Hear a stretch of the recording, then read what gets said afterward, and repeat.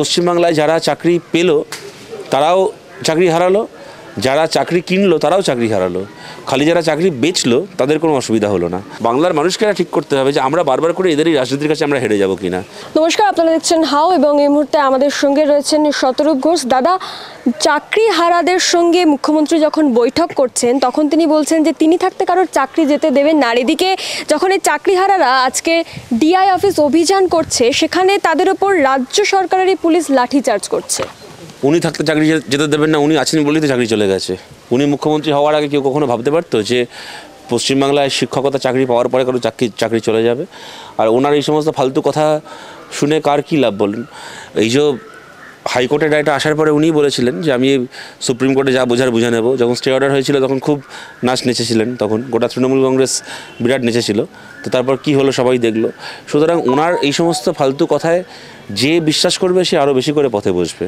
এবং ডিআই অফিসের যে ঘটনাটা বলছেন, এটাই পশ্চিমবাংলায় যারা চাকরি পেল তারাও চাকরি হারালো, যারা চাকরি কিনলো তারাও চাকরি হারালো, খালি যারা চাকরি বেচলো তাদের কোনো অসুবিধা হলো না। তারা রীতিমতো সেই চুরির টাকা পকেটে ভরে এখন তারাই পুলিশ পাঠিয়ে চাকরি হারাদের ওপর লাঠিচার্জ করছে। এবং একটা জিনিস যেটা দেখা যাচ্ছে যে তৃণমূলের গোষ্ঠী কোন্দল, সেটা আমরা সবাই শুনেছি। এখন একেবারে উঁচু পর্যায়ে সাংসদ কল্যাণ বন্দ্যোপাধ্যায় তিনি তারই দলের সাংসদদের বিরুদ্ধে একেবারে দুর্নীতির অভিযোগ করছেন। যেদিন সুপ্রিম কোর্টে মুখ্যমন্ত্রীর মন্ত্রিসভার কোনো দুর্নীতিপূর্ণ মনোভাব ছিল না এরকম একটা রায় আসছে, ঠিক তখনই তো সুপ্রিম কোর্টের রায়টায় মুখ্যমন্ত্রীর মন্ত্রিসভার কোনো দুর্নীতির মনোভাব ছিল না এরকম রিফ্লেক্টেড হয়েছে বলে আমার মনে হয় না। ওনার মন্ত্রিসভার বিরুদ্ধে তদন্ত যে কারণে হলো না তার একটা বড় কারণ হচ্ছে বিজেপি অ্যাপয়েন্টেড রাজ্যপাল আগে থেকে ওনার মন্ত্রিসভার সেই সিদ্ধান্তকে সই দিয়ে তাতে একটা সাংবিধানিক শিলমোহর দিয়ে দিয়েছিলেন। রাজ্যপালই তো হচ্ছে সাংবিধানিক প্রধান একটা রাজ্যের, এবং তিনি ওটা এই রাজ্যপালকে আমরা দেখি অন্য কত বিষয়ে তৃণমূলের কত বিল আমাদের বিধানসভা থেকে পাস করে যায় সেগুলো সই করেন না।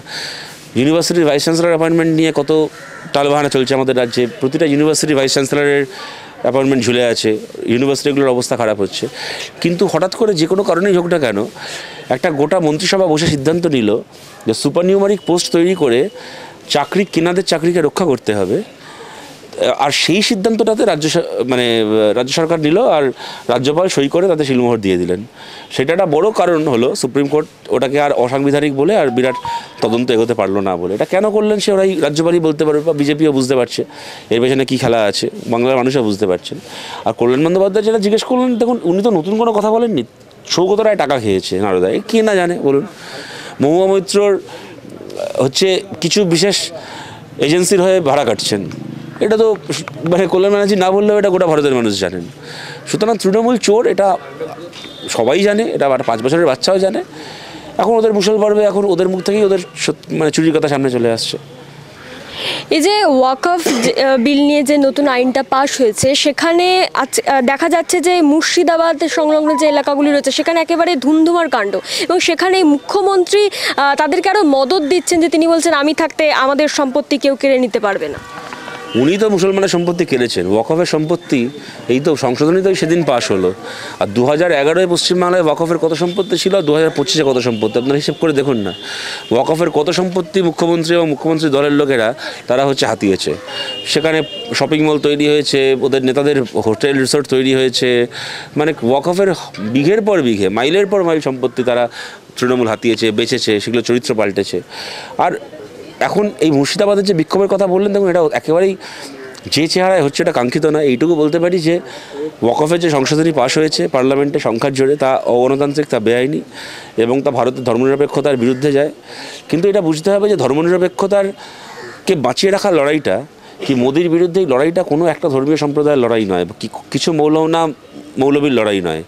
সুতরাং ওই মৌলবীদের কথা শুনে এই ধরনের কাজগুলো করলে সত্যিকারের লড়াইটা অনেক দুর্বল হয়ে যায়। এই প্রভোকেশনে যেন কেউ পা না দেন, আমরা এইটাও বলছি। ওয়াকফের যে সংশোধনী সংখ্যার জোরে বিজেপি পাশ করিয়েছে তার বিরুদ্ধে ইতিমধ্যে বেশ কতগুলো রাজ্যের সরকার তারা পার্লামেন্টে তারা সুপ্রিম কোর্টে অ্যাপিল করেছেন। পশ্চিমবাংলার 28% মানুষ ধর্মে মুসলমান, এখানকার মুখ্যমন্ত্রী উচ্চবাচ্য করছেন না, কিন্তু তামিলনাড়ুতে ওখানে আমাদের জোট সরকার আছে আপনারা জানেন, 6-6.5% মানুষ বোধহয় ধর্মে মুসলমান হবেন। তামিলনাড়ুর মুখ্যমন্ত্রী সুপ্রিম কোর্টে অ্যাপিল করেছেন ওয়াকফের এই সংশোধনীর বিরুদ্ধে। কেননা তিনিও এটা জানেন, কি আমাদের সরকারও এটা জানে যে এই প্রশ্নটা এখানে হিন্দু মুসলমানের প্রশ্ন না, ওয়াকফের এই সংশোধনী বেআইনি এটা অগণতান্ত্রিক, এটাকে ফেরত নেওয়াতে হবে।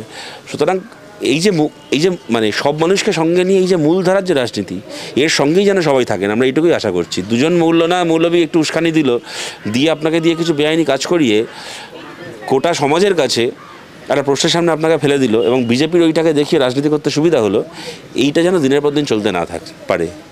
মানে এখান থেকে কোথাও গিয়ে পরিষ্কার যে 2026-এর যে ভোট, সেটাই বিজেপি হিন্দুত্ববাদী রাজনীতি করছে এবং তৃণমূল কংগ্রেস তো এত বছর ধরে সংখ্যালঘু রাজনীতি করেই এসছে। তার বাইরে এদের আছে নাকি? এই দেখুন না, রামনবমী হবে, 1 কোটি লোক রাস্তায় নামবে বলে শুভেন্দু অধিকারী এত হুঙ্কার দিল। কি হলো? 1 কোটি লোক নামলো না 100টা লোক নামলো জানি না, মাঝখান থেকে 750 ওষুধের দাম বাড়লো এবং তার 3 দিনের মধ্যে 50 টাকা করে এলপিজি সিলিন্ডারের দাম বেড়ে গেল। আপনি রামনবমী করুন, রাস্তায় নিয়ে ত্রিশূল তরোয়াল নিয়ে হনুমান সেজে মাদন নাচ করুন, মাঝখান থেকে ওষুধের দাম আর পেট্রোল আর সিলিন্ডারের দামটা বাড়িয়ে দিল। তো বিজেপির এই হিন্দুত্ববাদী রাজনীতি ছাড়া আছেটা কি? আর আমি আজকে সকালবেলায় দেখলাম দিল্লির চিত্তরঞ্জন পার্কে, যেটা বাঙালি এলাকা এবং স্বাধীনতার সময় থেকে ওখানে বাঙালি মানুষ বসবাস করেন, চিত্তরঞ্জন পার্কের মাছের বাজারে গিয়ে ওখানকার স্থানীয় বিজেপির বাহিনী তারা গিয়ে ওখানে ঝামেলা করছে, যেটা আমাদের সনাতনী সংস্কৃতি, এখানে মাছ বিক্রি করা যাবে না, আমিষ বিক্রি করা যাবে না। সুতরাং এই যে বিজেপির এই যে একটা হিন্দুত্ববাদ, এটা আলটিমেটলি এটা বুঝতে হবে, ভারতের হিন্দু মানুষকেও এটা বুঝতে হবে যে এটা কোনো হিন্দু বনাম মুসলমানের বিষয় না, কি হিন্দু বনাম খ্রিস্টানের বিষয় না। এটা হচ্ছে একদল ব্রাহ্মণ্যবাদী, যেটাকে ওরা সনাতনী বলে, একদল ব্রাহ্মণ্যবাদী পুরুষতান্ত্রিক কতগুলো বাহিনী বনাম মানে হিন্দু মুসলমান খ্রিস্টান নির্বিশেষে আদিবাসী মানুষ, দলিত মানুষ, নমশূদ্র মানুষ, মহিলা, কৃষক, শ্রমিক, তারা সবাই একদিকে, আর কিছু ব্রাহ্মণ্যবাদী পুরুষতান্ত্রিক আরএসএসের কার্যকর্তা একদিকে। এই দুটোর মধ্যে লড়াই। সুতরাং এবং এই লড়াইতেই আমাদেরকে থাকতে হবে। এই লড়াইটা যদি কেউ করে দেয় যে মোদির ওয়াকফ আছে, তো আমি পাল্টা দুজন মৌলবীকে নিয়ে নেবে 4টে সরকারি গাড়ি পুড়িয়ে দিলাম, ওই দিয়ে বিজেপির বিরুদ্ধে লড়াই করা যায় না। মাঝখান থেকে ওইগুলো করে বিজেপির বিরুদ্ধে লড়াইটাকে আরও দুর্বল করে দেওয়া হয়। এই যে এই রাজনীতি আপনারা মুর্শিদাবাদে দেখেননি? মুর্শিদাবাদে লোকসভা ভোটে আমরা চ্যালেঞ্জ নিয়েছিলাম যে জেলাটাকে আমরা 3-0 করবো। একজনও তৃণমূল বিজেপিকে ওখানে জিততে দেবো না। মুর্শিদাবাদে মোহাম্মদ সেলিম জিতবেন এবং অধীর চৌধুরী বহরমপুরে, জঙ্গিপুরে আমরা জিতবো, আমাদের অ্যাডভোকেট যিনি প্রার্থী ছিলেন। তারপরে কি অ্যাডভোকেট না কি ভদ্রলোক যিনি আমাদের কংগ্রেসের প্রার্থী ছিলেন। তারপরে কি হলো ওখানে মাঝখান থেকে ঠিক ভোটের আগে, কি হলো মুর্শিদাবাদে ঠিক ভোটের আগে ওদের হুমায়ুন কবির বলল যে আমরা এখানে 70% আছি, 30% হিন্দুকে আমরা কেটে ভাগীরথীতে ভাসিয়ে দিতে পারি। পাল্টা রাজ্য সরকারের পক্ষ থেকে, মমতা ব্যানার্জির পক্ষ থেকে কোনো ব্যবস্থা নেওয়া হলো না, কিছু করা হলো না। আর কার্তিক মহারাজ বলে ওখানকার কে আছে, সে হঠাৎ গেরুয়া ফেরুয়া পরে নেমে গেল যে ও হিন্দুদেরকে কেটে ভাসিয়ে দেবে বলেছে, এবার পাল্টা আমি হিন্দু সাধু সন্ন্যাসী নিয়ে হুমায়ুন কবিরের বিরুদ্ধে মিছিল করবো বলে সে একেবারে গেরুয়া বাহিনী নিয়ে মিছিল করতে নেমে গেল। করে কি হলো, হিন্দু মুসলমানে ভোট ভাগ করলো, তৃণমূলকে ওখান থেকে জিতিয়ে দেওয়া হলো, অধীর চৌধুরী হেরে গেলেন, মোহাম্মদ সেলিম হেরে গেলেন। ভোটের পরে কি ওই হিন্দুদেরকে কেটে ফেলতে চাওয়া হুমায়ুন কবির আর হিন্দুদের হয়ে রাস্তায় গেরুয়া পরে মিছিল করা কার্তিক মহারাজ একসঙ্গে তৃণমূলের নেতা বাইরন বিশ্বাসের বাড়ির অনুষ্ঠানে দাঁড়িয়ে দাঁত বার করে ছবি তুলছে। সুতরাং এইটা হচ্ছে এদের রাজনীতি। কিন্তু আমাদের বাংলার মানুষকে ঠিক করতে হবে যে আমরা বারবার করে এদের এই রাজনীতির কাছে আমরা হেরে যাব কিনা।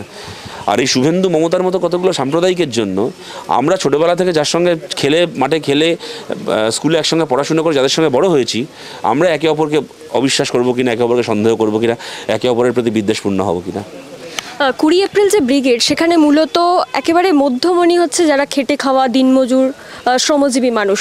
26-এ বিধানসভা নির্বাচনের আগে বামেরা কি এই সমস্ত মানুষদেরকেই সামনে বা তাদের যে কষ্ট সেগুলোকেই তুলে ধরতে চাইছে বা ভোটের ইস্যু কি এটা করতে চাইছে? বরাবরই তো এগুলোই আমাদের ভোটের ইস্যু এবং চিরকালই তো এই অংশের এই শ্রেণীর মানুষের জন্যই কমিউনিস্ট পার্টি কাজ করে এবং কমিউনিস্ট পার্টি এদের জন্য কাজ করে বলে নয়, এই মানুষেরাই কমিউনিস্ট পার্টি, খেটে খাওয়া মানুষই কমিউনিস্ট পার্টি। সুতরাং যদি কোথাও খেটে খাওয়া মানুষের সাথে কমিউনিস্ট পার্টির দূরত্ব তৈরি হয়ে গিয়ে থাকে, নিশ্চয়ই কিছু ক্ষেত্রে হয়েছিল, সেটাকে কাটিয়ে উঠতে হবে, কাটিয়ে ওঠা হয়েওছে, আরও ভবিষ্যতে কাটিয়ে উঠতে হবে।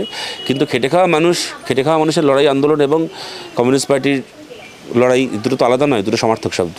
বামেদেরই একাংশ তারা মনে করছে যে দলটা এখন মধ্যবিত্তের দল হয়ে গেছে। না, মধ্যবিত্তর দল হলে অসুবিধা কী আছে? ও মধ্যবিত্তরা তো চোর ডাকাত নয়, এরা আমাদের মধ্যবিত্তেরও দল, আমাদের ক্ষেতমজুরেরও দল, কারখানা শ্রমিকেরও দল, দলিত মানুষেরও দল, মহিলা যারা আছেন, যারা পিতৃতন্ত্রের সাথে কোণঠাসা থেকেছেন তাদেরও ঘুরে দাঁড়ানোর দল। আমরা একমাত্র সাম্প্রদায়িকতা এবং যারা একচেটিয়া পুঁজির শোষণ যারা করে তাদেরকে বাদ দিয়ে সবার দল, তার মধ্যে মধ্যবিত্তরাও রয়েছে। মধ্যবিত্তরা তো আমাদের পার্টির বন্ধু, বা মধ্যবিত্তরা তো পর নয়। 20 এপ্রিল ব্রিগেডে কি নেতৃত্ব হিসেবে আপনারা থাকছেন?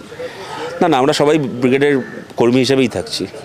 নেতৃত্ব তো যে সংগঠনগুলো তারা ডেকেছে, তারা তাদের ওখানে অমল হালদার, বন্যা টুডু, বাকি যারা আছেন, অমিয় পাত্র, নিরাপদ সর্দার, সবাই আছেন, সুকরঞ্জন দে, হ্যাঁ, সমস্ত সংগঠনের পক্ষ থেকে তারা থাকবেন, মোহাম্মদ সেলিম থাকবেন, বাকি সবাই আমরা ওই আন্দোলনের সৈনিক, আমরা আন্দোলনের কর্মী, সেই হিসেবে সবাই থাকবে।